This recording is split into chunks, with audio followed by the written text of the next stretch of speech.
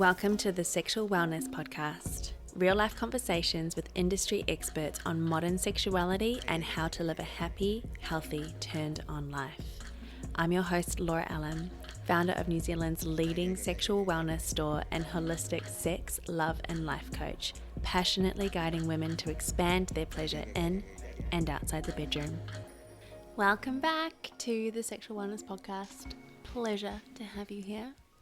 Gosh, this year is totally wrapping up so quickly. I know that I've said that for like the last 2 episodes now, but yeah, it's really drawing to a close and I'm starting to feel all of that last minute like hustle and bustle, everyone going to the supermarkets and stocking up on food for like weeks on end, and work, people just having all their Christmas parties, and I don't know, the energy in, well, especially where I am right now is it's a lot.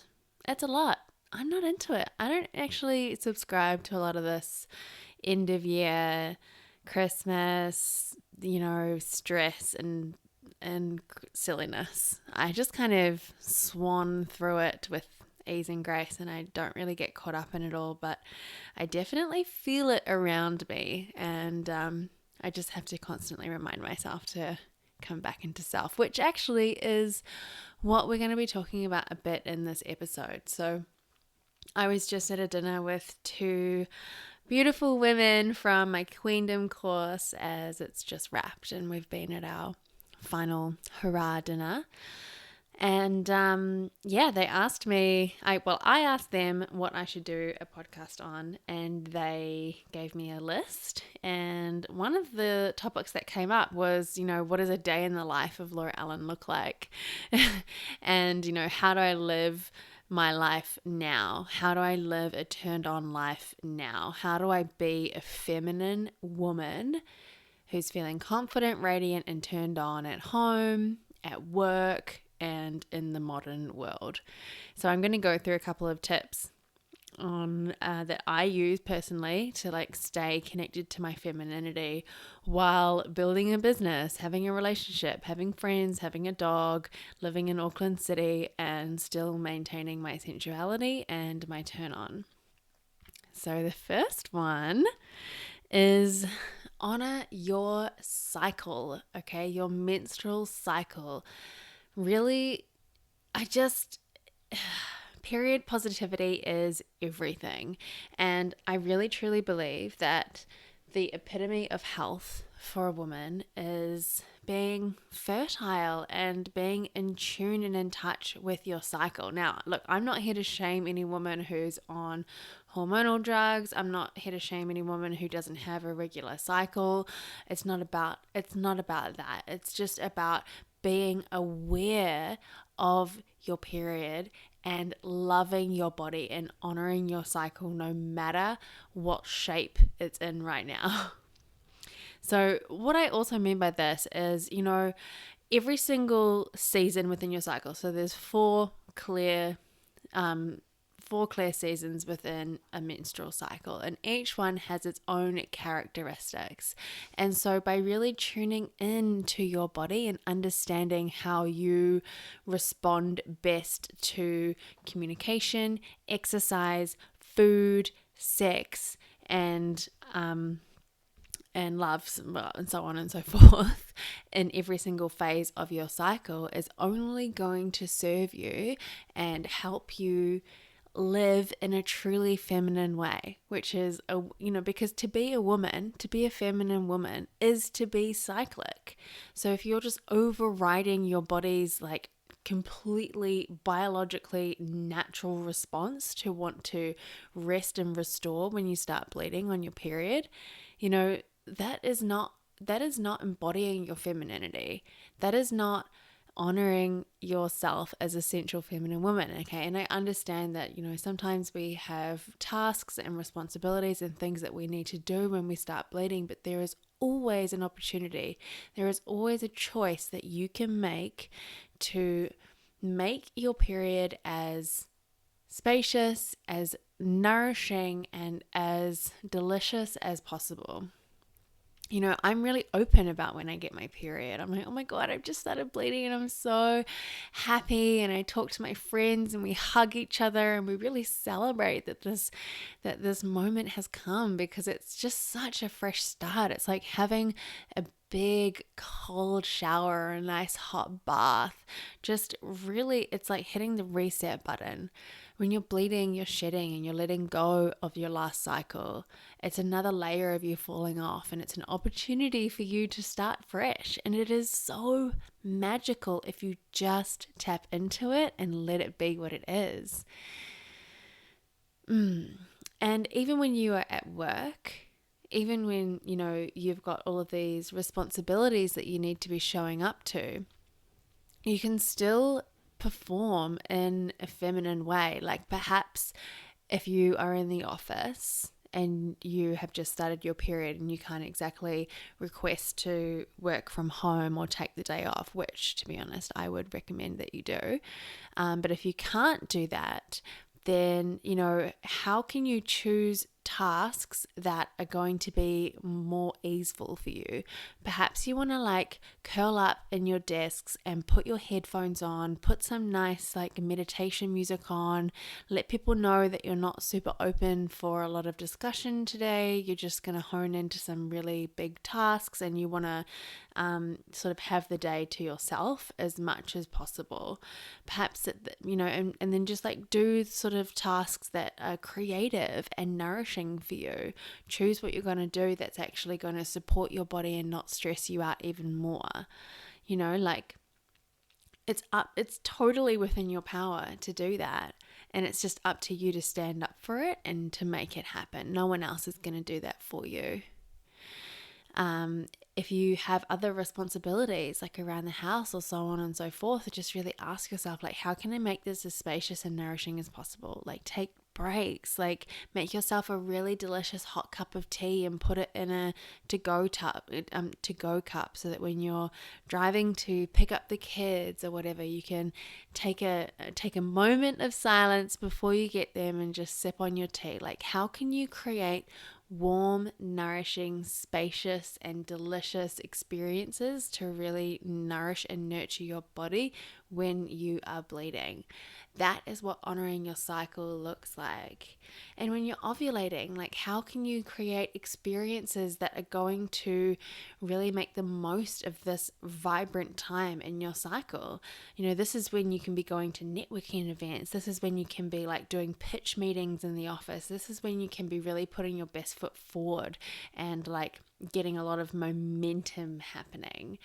So every woman reacts differently. Well, every woman has her own kind of preferences within each phase throughout her cycle, and it's really just a practice of you tuning in and getting to know yours. We want different sex throughout our cycle as well. When you're bleeding, you probably might want more loving, slow, sensual, just love making, maybe a little bit more emotional sex, whereas when you're ovulating, you're just oh my God, I'm ready to fuck the entire world, energetically speaking. You're just out there, you're ready, and you are DTF in a sacred slut way. So lol, you get what I'm saying.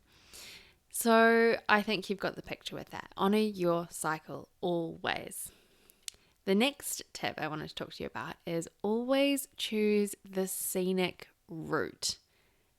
Okay, so what I mean by this is every single choice that you make throughout the day, you can decide to make it as pleasurable as possible.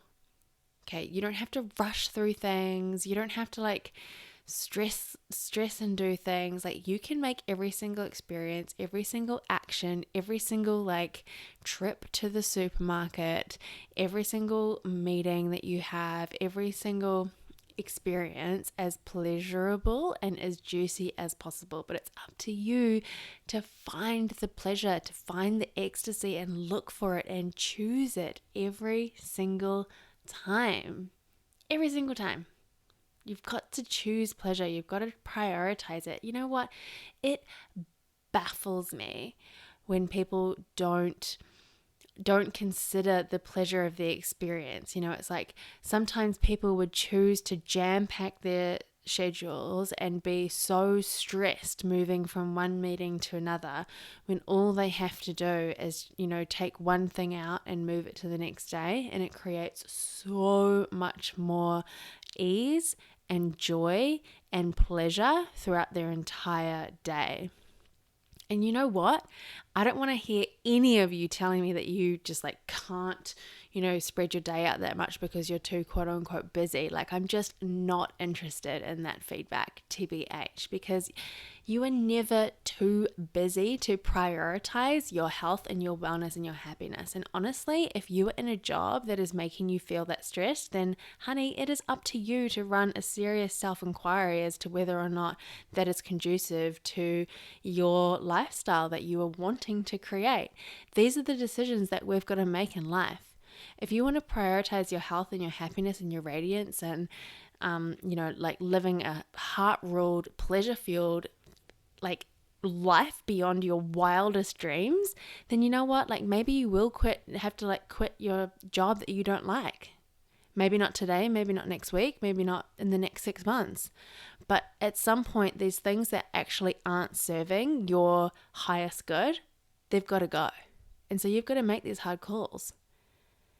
If you are, and if you continue to choose to, bring yourself down with the environment that you are putting yourself into, or, the social situations that are bringing you down, or so on and so forth, then, that eventually is up to you to decide on whether you want to continue with it or not. Is it bringing you pleasure? Is it bringing you joy? Is it the scenic route? If it's not, choose something different. You can always bring more pleasure into this moment. Even when you're sitting in a traffic jam, how can I bring more pleasure into this moment? Maybe it's putting on a beautiful podcast, or perhaps it's actually listening to some really soothing meditation music. How can I bring more pleasure into this moment? Perhaps it's calling a friend who really, really lights you up. Perhaps it's doing a creative task that's going to make you feel super fulfilled and nourished and in joy and in presence. It's up to you to make these decisions. Okay, so the next tip that I wanted to give to you is presence. Sensuality, femininity is about being present. Living a turned on life is all about being present. So if you are stuck in your mind, running around in the doing mode all of the time, then there is no way that you're going to be able to be in your body and enjoying the sensations that life has to offer you, because you're just missing them. Pleasure exists in the body. I say this all the time, but it's really true. And to access that, you need to learn to get quiet. You need to learn to come back into presence. And so when you walk into the coffee shop in the morning, look at people in the eye, be in your body, smell the aromas around you, really delight in the sensory experience that is life. That's what it is to be a woman, is to enjoy your surroundings, is to enjoy your environment, and is to squeeze every single drop of juice out of it. And you absolutely have the capacity to do that. All you need to do is open your eyes and come back into presence. Sometimes in the beginning that might be completely and utterly foreign to you. And if you're struggling with being present and with enjoying your sensations, then what you can do is you can literally just, when you are, sitting on the bus and you're in transit going somewhere, and you notice that you're stuck in your mind, all you need to do is list what you can see, hear and smell around you. Just list it out.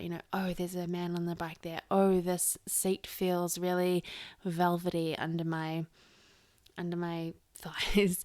Like really, what are you experiencing around you? It's a classic mindfulness tool, but it will really help to bring you out of your head and back into the present moment. And from there, you can start to really feel into what you're enjoying. Like, oh, how does this actually feel on my skin? And, how does this breeze feel in my hair? It's kind of tingling my ear a little bit, and that's beautiful. And oh, I've just found this new song and I love it so much, and it makes me want to dance or move or groove or whatever. It's just being open and saying yes to the sensations, saying yes to sensuality, saying yes to your femininity, and being unapologetically in your womanhood and loving it and not needing to shut it down or turn it away or anything like that. So the next tip is honor your emotions. Oh my God, this is such a big one. It's just like, oh, you're such a girl, or, you don't want to be too emotional at work, or so on and so forth. It's just, it's like, just as much as there's boys don't cry, there's the flip side to that, where it's like so much, woman shaming because you're so quote unquote emotional. Like, yeah, I'm emotional. And what? Like, I love that about myself. I don't know about you, but I love my emotional roller coaster, like wild oceanic, like depth of emotions that I hold inside me. And I love that I am fully expressed in that. I can be on a high and enjoying that, and then all of a sudden I will experience a sensation of sadness come through me, and I can feel it, and I can be in it, and I can cry, and I can go through it, and I don't need to like linger in it forever, but I can feel it, and I don't try and push it away. That's what's important. It's like being a woman, being a feminine, turned on, radiant, sensual woman in this world means to be connected to your emotions, all of your emotions, and to not feel any shame about any of them. It's okay to be upset. It's okay to feel whatever you're feeling. It's okay for you to take space and to take time to self-soothe, to look after yourself, to let these emotions process through your body. Because when you don't, you hold onto them and they just get worse and worse. And when you hold onto them and when you ignore your body's calling to release some kind of energetic whatever it is, what you're doing is you're suppressing and you're numbing your intuition and your body's wisdom, which is super duper dangerous for a woman to do, because being a feminine woman is about being in her body and trusting her body and living from her body's intuition and being super in touch with that knowledge and that knowing. And so if you are ignoring it, then you are going against the grain of femininity. Let your emotions run through you. Give yourself full permission to feel everything. It is okay. It's beautiful. Crying is beautiful. Being angry is beautiful. As long as you're not projecting that onto somebody else and expecting other people to clean up that for you, as long as you're self-sovereign within your emotions and how you're feeling and owning them for your own, then that is beautiful. If you're feeling insecure within your relationship, it is so awesome. It's so hot if you can go to your partner and say, oh my God, I'm feeling so insecure about this thing. It's just like, it's there and I can feel it and it makes me really sad and da da da da da. And what you're doing by doing that is that you are creating emotional intimacy with your partner, because you are sharing with them your experience of what's going on for them, but you're also taking responsibility for it.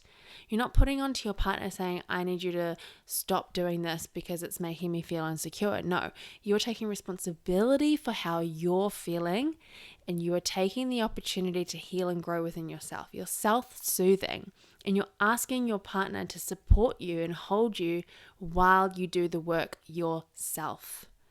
And that kind of dynamic is relevant in all of your relationships, your friendships, and in your working relationships with your colleague as well. You can own your emotions, you can own how you're feeling, but it doesn't mean that you need to either shut it down or put it onto somebody else and make it their problem or their responsibility. Okay, next one is nurture yourself. What it means to be a woman is like a caring, like we have the mother archetype in us. It's just natural, okay? Like it's just, if you are a woman who identifies as a feminine essence woman, like there are plenty of like women genders out there who don't identify with femininity.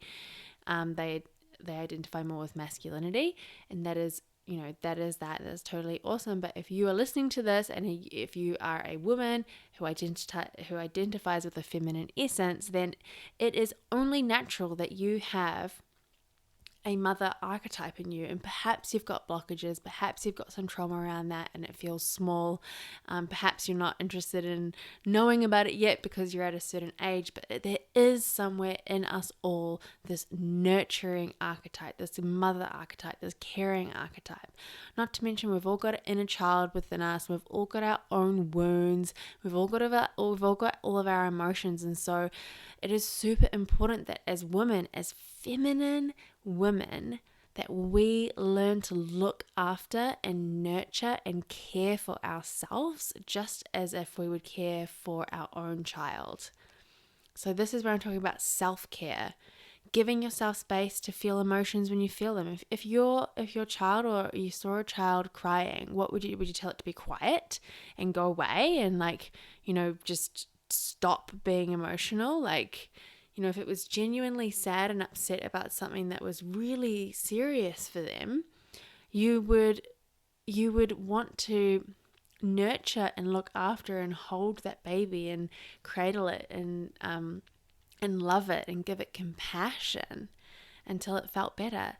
You need to learn how to do that for yourself as well.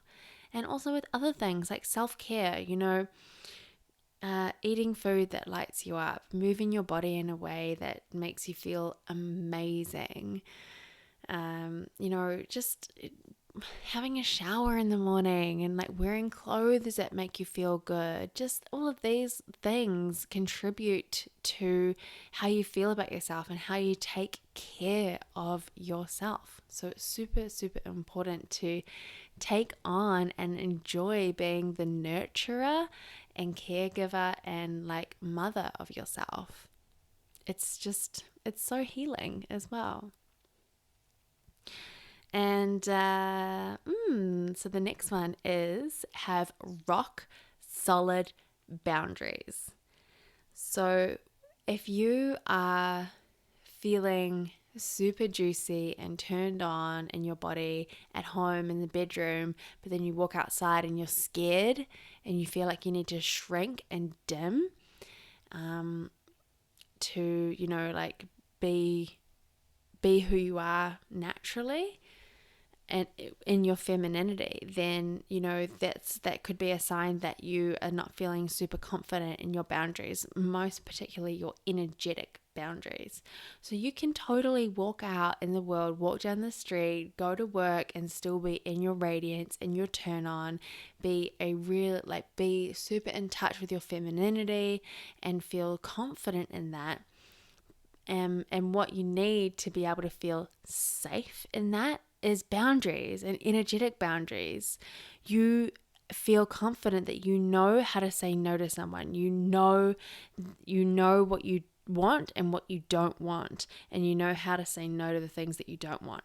And what you don't want is inappropriate attention coming at you. You don't want creepy, leaky, inappropriate attention that's going to make you feel uncomfortable, but you also know how to shut that down and you know how to say no to it. And that's why, because that's an energy, you just won't stand for it. You won't even accept that for a split second in your energetic realm. It's just a straight up no, don't even fuck with me kind of vibe. And when you radiate that, people won't. They just won't, because everything is energy, and they're going to sense that from you, and they're just going to know that it's hopeless, and they won't even try. So if you're not feeling really confident within your boundaries, then that is going to mean that you feel a sense of needing to shrink or dim or keep yourself small or stay more in the masculine, especially when you're around other men, so that you don't get the wrong energy from them. And that's just a process. Learning about boundaries is a process. Boundary Bootcamp was week 2 in Queendom, and it was definitely by far one of the most powerful weeks. And I mean, just the outcomes of like some of the women who have been in there saying that they can go out now with their friends and socialize and not feel like they need to, be quiet or like, cover up. They can wear clothes that they actually want to wear and have their chests out and feel confident within themselves and with who they are, and they can show up fully as themselves and not be worried about what is going to come their way, because they've developed really, really strong boundaries, and that is what it's about. And so the final thing I wanted to talk to you about is stand up for your femininity, okay? Like, we live in a very masculine world, and I'm not talking about feminism here. It's just about like standing up for your pleasure. It's like, as a feminine woman, like, we can have it all, okay? Like, we can, go to work, we can do whatever we want to do, like, all of that kind of stuff is totally true, but we don't have to do it in the same way that men do it.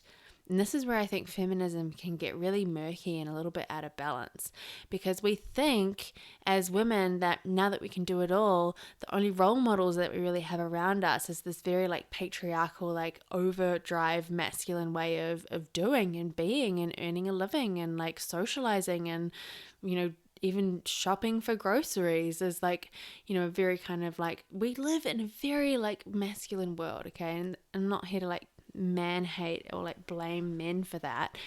What is important to realize is that you can still show up fully in this society and in this world, but you can do it in a feminine way that is conducive to your happiness, to your body, and to your health, and to your turn on. And it's up to you to stand up for that. This is what the world needs, is more feminine women, working and being leaders and being role models, but being feminine, not losing touch with their femininity. We have all these like female CEOs around the world who are burning out because they've completely lost touch with with what it is to be a woman, and it's not healthy. This is why women are getting sick. And so it's super important that we find ways to nurture ourselves so that we can fully show up as our full selves in the world and contribute and and be a part of it all, but do it in our own unique, feminine, juicy, sensual, sexy way. And I just don't, to be honest, why wouldn't you? It's not fun. It's not fun to go out there and to be overriding everything that it is to be woman. It's not pleasurable. It hurts and it's stressful and it's yucky and it's just, no, it's just a no. So I really want to invite you to learn how to tap more into your femininity and take that out into the world, because the more we have feminine women owning their femininity in the world and actually sharing that magic with people, the more we will find that we can soften into this modern existence and incorporate real feminism, real femininity back into the world, instead of women just trying to be men, trying to live up to this like expectations of, how humans in general should be working, when realistically it's just, wow, I don't need to tell you that it's not working. So yeah, that's my 2 cents on the whole thing. And for me, it really is. It's just like always I'm just asking myself, how can I bring more pleasure into this moment? Do I put some meditation music on? Do I light some candles? I'm always thinking about lighting, my sensory experience. Do I need to put a scent on? Like, what can I see around me that's beautiful right now? I purposely position my bed at the window so that I can look up and see the sky and watch the sunrise in the mornings. Everywhere I go, I'm always creating some kind of magical little space bubble around me that is sensual and beautiful and delicious and something that I can enjoy. And that for me is the core of living a turned on life, is just making it beautiful and enjoying it every single day. And that's it from me. Thank you so much. I'm going to be back next week. That's actually going to be Christmas Day. I'm going to release an episode on Christmas Day, you guys, just because, I don't know. When you live a turned on life, I just don't feel like I need to take that many holidays because I'm super spacious. I'm always doing what I want to be doing. And, I'm never getting to a point where I feel so run down that I need to take a really big holiday. And, so I'm going to be bringing you an episode next week and I'm really excited. So it'll be the Christmas edition. I'm not sure what it's going to be just yet, but it's going to be pretty cool. So stay tuned for that and have a fabulous, amazing week. If you enjoyed this episode, hit like and subscribe or share it with someone who you feel could benefit from hearing it too. My mission is to bring healthy sexuality to the mainstream, so be sure to leave your 5-star review on your favorite podcasting app, because that way this content can land in the ears of those who need it the most. If you're looking for more resources on how to live a turned on life, check out my website at www.laura-allen.com, where you'll find events, coursework, free downloadable workbooks, as well as my coaching packages. And lastly, I want to thank you for taking the time to prioritize yourself in this exquisite way, because when we do, that's when we can really start to show up for the rest of the world. And until next time, thank you so much for listening, and I'll be back with another episode soon.